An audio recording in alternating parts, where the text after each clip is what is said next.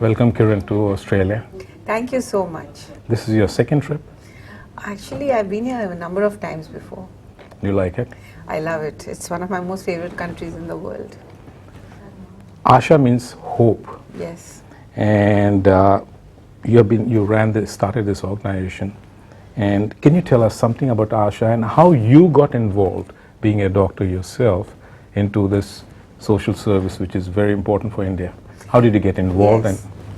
So I'm a pediatrician and I went to Maulana Azad Medical College, for those who might know Delhi. I was very disturbed by the fact that we have 16 million people living in Delhi, of which 4 million live in the slums.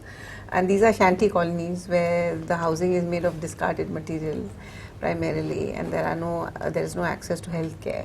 So I said, well, there are so many people, there are so many doctors for those who belong to middle income families, and I felt like I could offer my services and my skills and my abilities to this population that had no access. So I started off just with a case of medicines in a very small way in a slum that was called Dr. Ambedkar Basti, because it had Dalits living in it, and it was located in southern part of Delhi. And I just went with a case of medicines. I negotiated mountains and mountains of garbage, and I somehow found my way inside, and I was given a tiny little space from which I began to see patients. Which year did you pass your medicine? I finished medicine in 1981. Then I did pediatrics. I finished that in 1985. Then I worked for some time and then began Asha in 1988. That means you just passed, so you did your postgrad. Yeah. You worked for 2 years. Yeah, 3. 3 years. And people generally in India, being a specialist, want to make a lot of money. That's true. And you started in a different line altogether. Yes, I was told by a lot of my professional colleagues that I was committing professional suicide, and my family also, were very apprehensive about this decision. But I thought that if I don't take a risk now, then I never will, maybe. So from a very rudimentary start with just a case of medicines, the organization began to grow. I gave it a name, called it Asha, because I felt that appropriately represented what I wanted to do. And I've been going 31 years. Asha is a success today. You look after more than 700,000 people, and but with success there must be a lot of hardships when you were starting Asha. Would you like to share some of the major challenges which you faced when you were trying to start Asha? Yeah, but it's far more complex than that. So when you actually enter the slum environment, the slum ecosystem, you realize that there are slum lords, you have the slum mafia, you have systems of oppression and exploitation.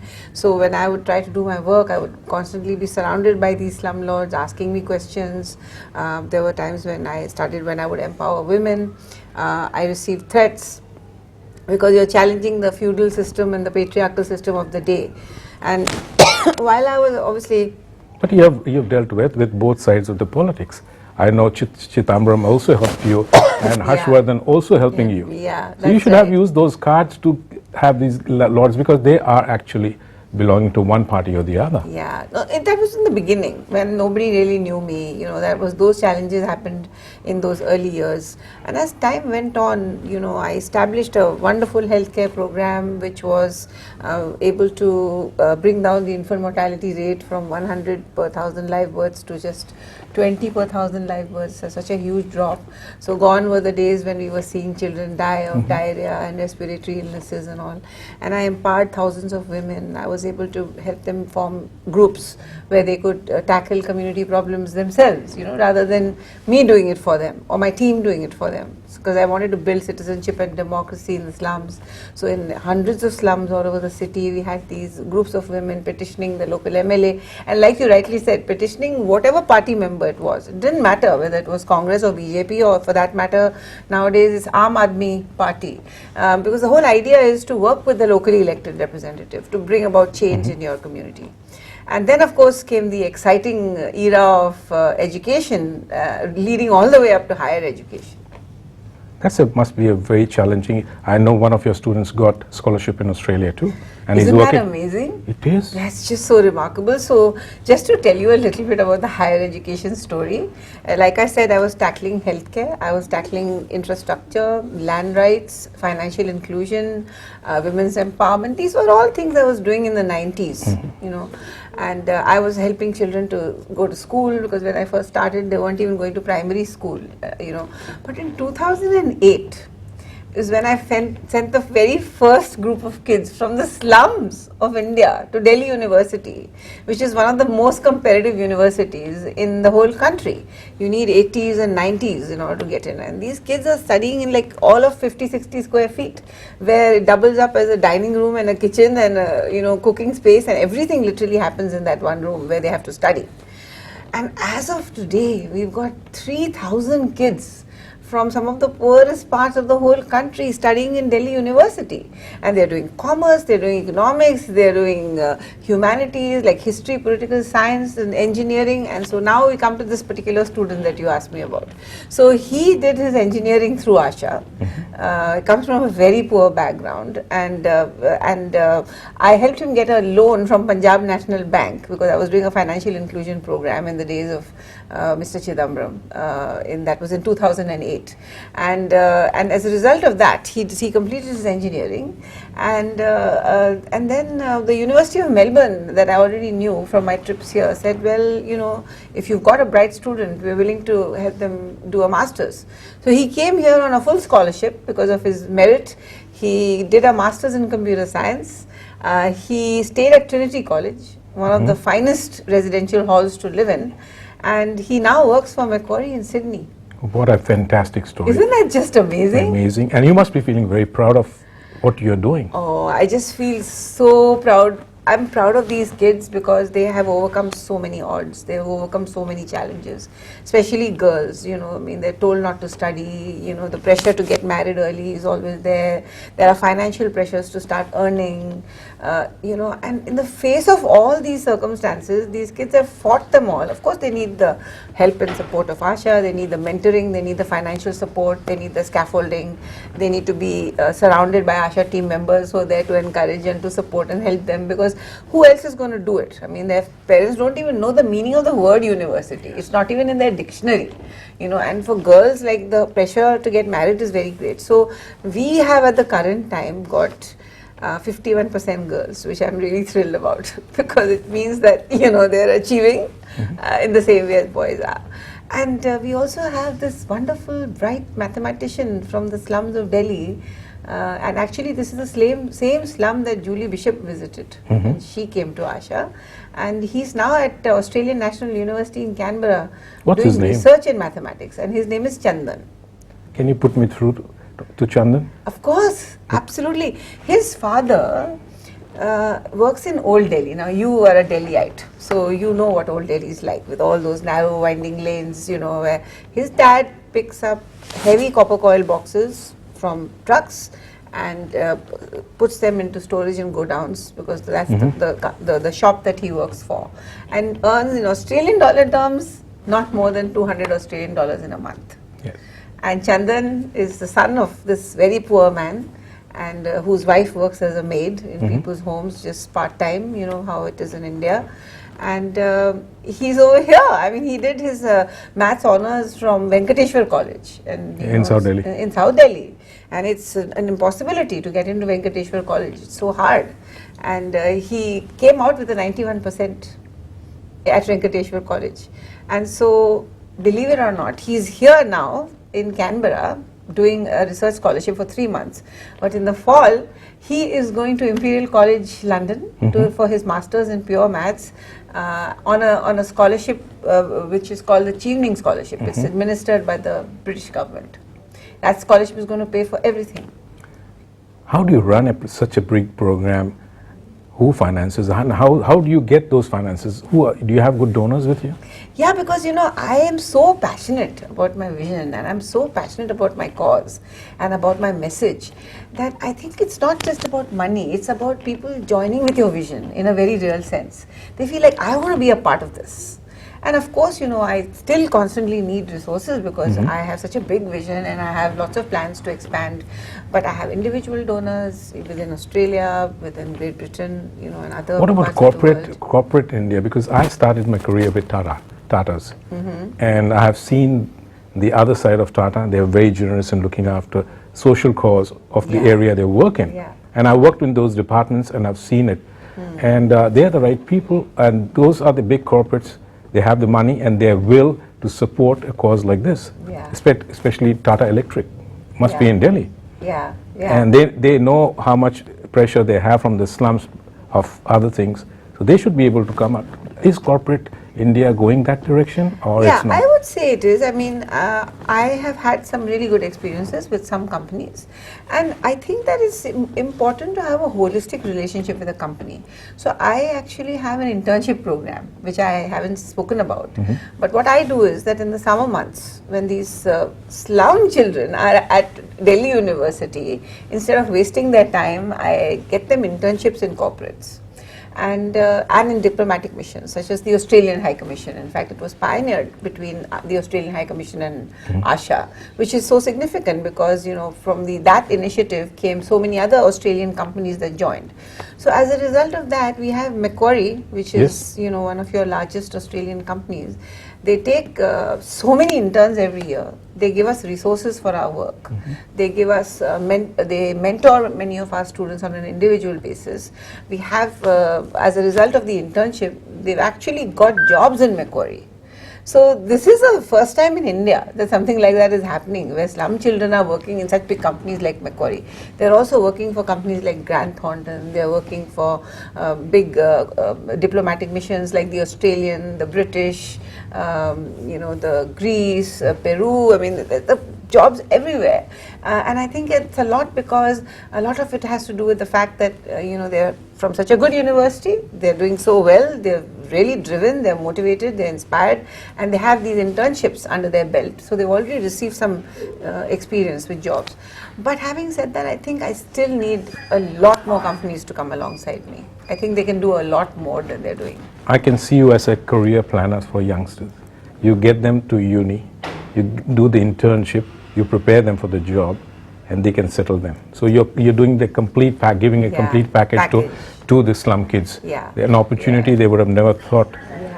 Now you do more than 700,000 people in 91 slums in Delhi. Why Delhi only and not expanding to the other areas? See, I think that I should do what I do really well. I don't like to spread myself so thin that my efforts become scattered. My whole aim is to convert an entire slum to a decent neighborhood. That takes a huge amount of resources, a huge amount of effort. You need a lot of manpower to get this transformation happening. It takes time. It can take anywhere between 7 to 10 years for the shift to take place, because you're starting from ground zero where there's really nothing. And because I've been in Delhi for so many years, and because it's also the capital of India, that we can't forget, that becomes a very important and strategic place. And so I can work with the federal government and obviously work with the state government. It's also a very big financial capital. And the largest number of slum dwellers that live in India are located in Delhi, Mumbai and Kolkata. These are the three cities. And then you have, of course, other slums in smaller cities and so on. So my model is not to become bigger and bigger. My model is to create a movement so that it becomes sustainable and it goes well beyond us all. So what I've done is I've got these ambassadors, these students who have been part of the Asha journey. Now they are the ones going to new slums and looking for kids rather than us. So that they can go tell their stories and say, this is my testimony, this is who I am, this is what my life was like. Let me also take you along with me to this journey. They're making financial contributions as they get good jobs. So my plan is to reach out to the rest of India through this model, through them. I think the empowerment of women, which you're doing in the slums, is a very, very important, because in villages the government is looking after. This is the first time I'm seeing someone doing in city. Is it not the first time?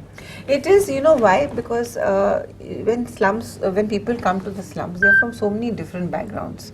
From Bihar, from UP, from even all the way down as Tamil Nadu, So you have a very mixed, heterogeneous kind of population. And within the slum also you have high caste, you have Dalits, you have religious differences. So there's a lot of factionism and there's a lot of rivalry and there's a lot of alienation also because of the different groups. So getting them together for collective action is more challenging than in a homogeneous population. Plus, of course, you know, you have the slum lords and you have the slum mafia, and you know they're ruling, and you know they're also they have taken control of the whole slum.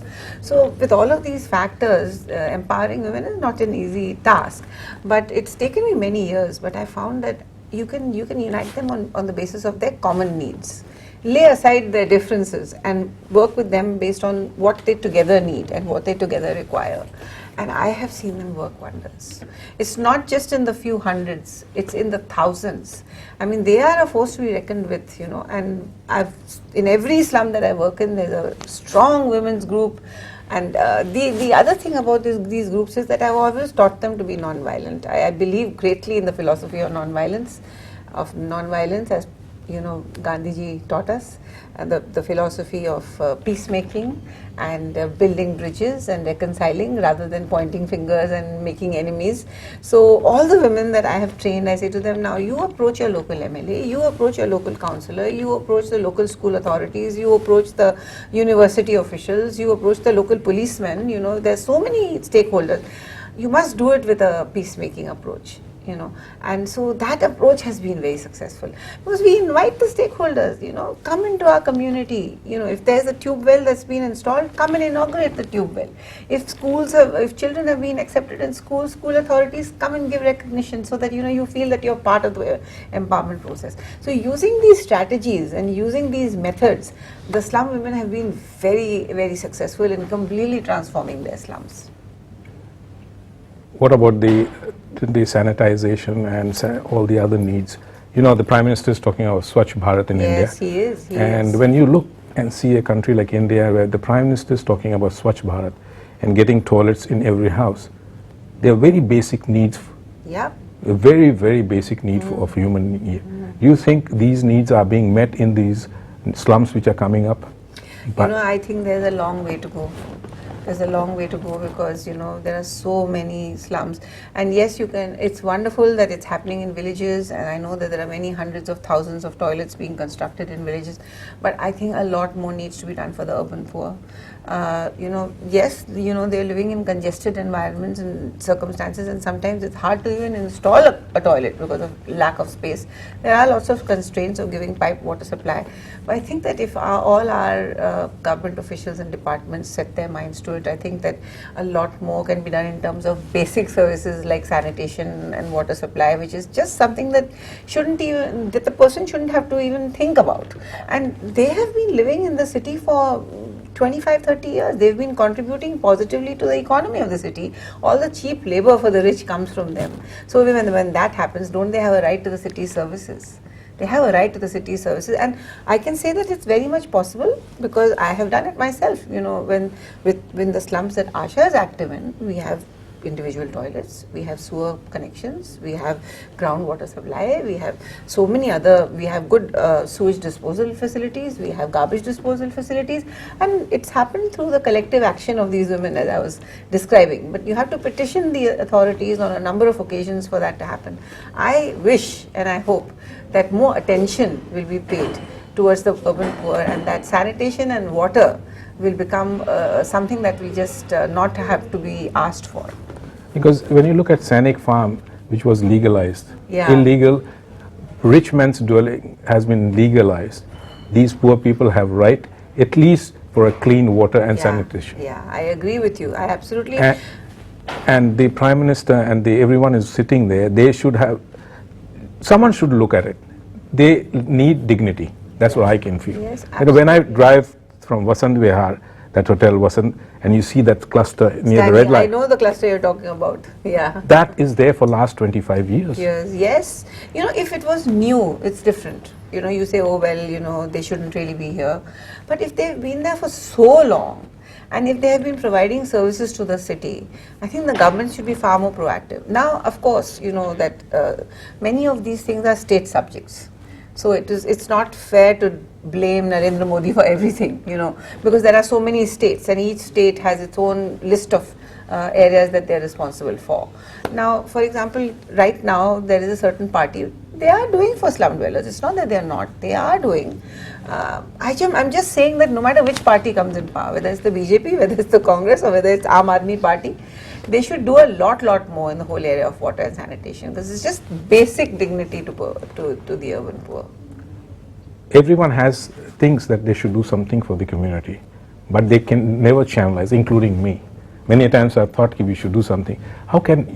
What is your say on that? How can we channelize a normal person who's living, whose life is very tough, gets up in the morning, goes back and then he's tired, but he has that inner thing to do something for the community. How can we channelize the energy? We don't have energy like you, but you tell us or you guide us how we can channelize. I really think there's a lot that our Indian community can do. They're already doing a lot. I think Indians are amazing. I think that you're right that, everybody works really hard.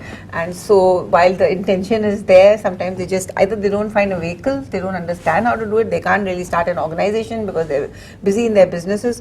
But I have had wonderful responses, and I would like to just explain how this is possible. There are lots of volunteering opportunities at Asha. So if you go to the Asha website, which is asha-india.org, and go onto the volunteering section, people like yourself can come out and spend time and volunteer. There are many different areas of volunteering, such as teaching English perhaps, or helping with children learn computers. These are just basic skills, helping young people from college to see dream big dreams, and help them understand what the world out there can look like for them if they put their minds to it. So there's a range of volunteering experiences. I would encourage volunteers to come out either as individuals or in teams.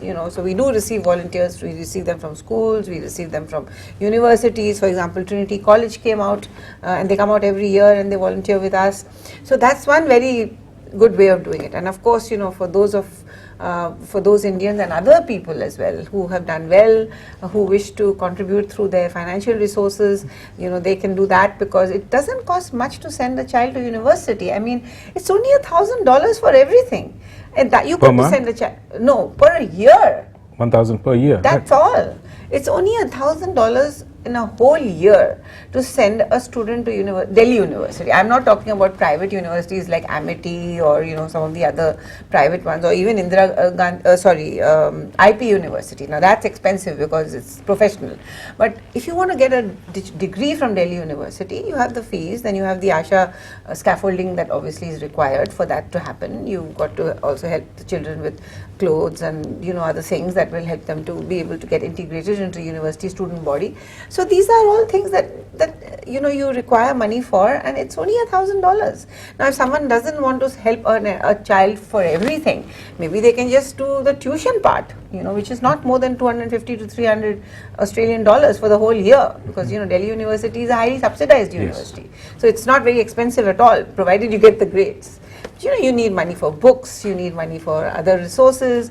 So, it can be as little as you can afford, it can be as much as you can afford. It really depends on what, where the person is coming from. So people can log on to your website and get these details. Absolutely. That's the best way to contact you? Absolutely. So there's the Asha India website, which is asha-india.org, and you just have to click, that has lots of different pages, and you go onto the volunteering page, you can get information on volunteering. But if you click on the Australia flag, that will take you to the Asha Australia website. Yes. And from that website you can donate, because when you donate, that fund will come to Asha Australia. So Asha Australia is an independently registered entity with a DGR status.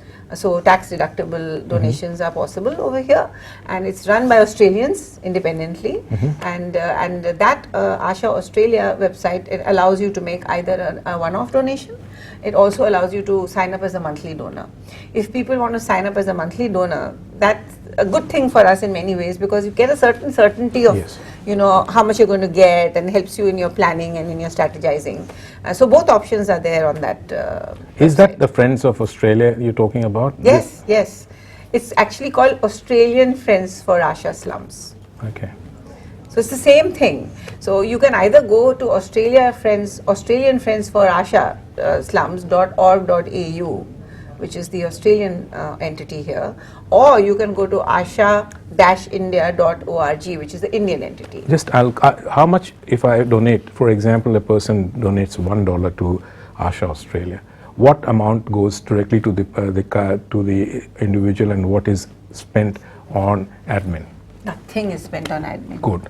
That's because what I they're wanted. all volunteers. Good. All volunteers. See, we have Asha in Melbourne, we have Asha in Canberra, and now we are having an Asha in Sydney. It's just new. It's only starting from this trip. They are all volunteers, and they are all such eminent persons on the board who are giving hours and hours and hours of their time. That's purely because they believe in the vision, they believe in the message, and they want to be a part of it. You look at the profile of Asha Australia. You have the founding patron as Alex Chernow. He was the governor of Victoria. Then we have the current patron as Linda Dessau, who is the governor of Victoria at the present time. The chair of Asha Australia is Robert Johansson, who is the chair of Bendigo Bank as well. He also chairs Australia India Institute at the University of Melbourne. When you talk about board members, you have Richard Leder from Cause Chambers and Westcott. We've got Harish Rao from Sundaram. We've got, Harish, I know very well. You know Harish quite well. Oh, there you go. There's Jim McCluskey, who's Deputy Vice Chancellor at the University of Melbourne. He's on our board. And now, of course, we have Sunil from Barker Henley, who's doing this event for us tomorrow night at Manjeet Restaurant at Darling Harbour.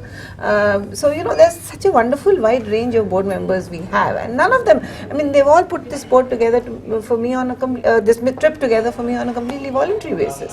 That's good to hear, because the reason I asked, there are many organizations like this in Australia, their admin cost is very high. Absolutely. And if I donate $1, around 50 cents goes for admin cost. Yeah. And so that's the reason I wanted to clarify to our viewers, absolutely. What you're giving is going 100% to the end, not being used as admin. Absolutely. And see, like, for example, now they're doing this event tomorrow. Now, it takes a lot of organizing to have such a big event with nearly 200 people coming, booking a restaurant and all of that. Now, all the hard work has been done by Sunil's company. So it's really heartening to see how Australians have come alongside Asha, at so many different levels, and have given so much. And they're not doing it out of compulsion. They're really, from the bottom of their heart, they're giving time, and resources. And that's the best part, It's much easier to just write a check and forget about it. It's more difficult to get involved and to really feel one with the vision, And that's why for me, like, coming to Australia is also very exciting, because I get to meet such amazing people who are doing all this work with no administrative costs at all. Sorry about that. Next time when I'm in Delhi, I'll contact you, because maybe I would like to go and visit one of the places. Oh, I would love for you to come. That would be fantastic, because to see it firsthand, there's nothing like that. Yeah. When you walk into an Asha community, you can expect to see all these amazing women who will be able to tell you all about what they've done to change situation in their communities. You'll meet lots of children going to school and also telling you what to do after school. You will meet all these college goers. You will meet alumni. You will meet people who are now working in really good jobs. So you'll meet the whole range, and you'll get to see the healthcare program. So, it's a wonderful experience to come there. When I feel a little disheartened sometimes, I go spend a day there and I come back feeling very refreshed. Definitely, I'll get in touch with you, and we should be coming and seeing you sometimes in mid-August. Fantastic. Just send me an email, and come along, and of course, August is going to be hot, but I'm sure you'll be. I just came back, and it was very bad, but we have to go. So there's another option. Completely. Thank you very much for your time, and hope to see you in Delhi soon. Any message you want to give to our viewers? I would like to just say a very big thank you to Australia for having come alongside Asha for the past 25 years in terms of financial resources, in terms of government support, in terms of volunteering, in terms of helping some of the brightest young minds to come to this country to study in some of your top universities, for creating history, for this trailblazing partnership that never before have we ever seen children from such poor communities come all the way to Australia to study. It's not about that individual child, it's about such a big message. So Australia is basically giving this message to the poor children of the whole world, that never ever limit your potential, and the sky is the limit, and we are there with you. So my gratitude to Australia is something that will be there forever. Thank you so much. Thank you. Thank you very much. Australia's first Indian magazine to have a national reach, Indus Age is the largest circulated South Asian magazine in Australia with 5 simultaneous editions, 55,000 copies printed monthly, 220,000 readers, largest network of clients, undisputed leader in community news. Indus Age is circulated in Sydney, Melbourne, Adelaide, Brisbane and Perth to over 525 outlets. Grab your copy now to get the latest on the community, news from India, Bollywood, music and much more. For more info, log on to www.indusage.com.au.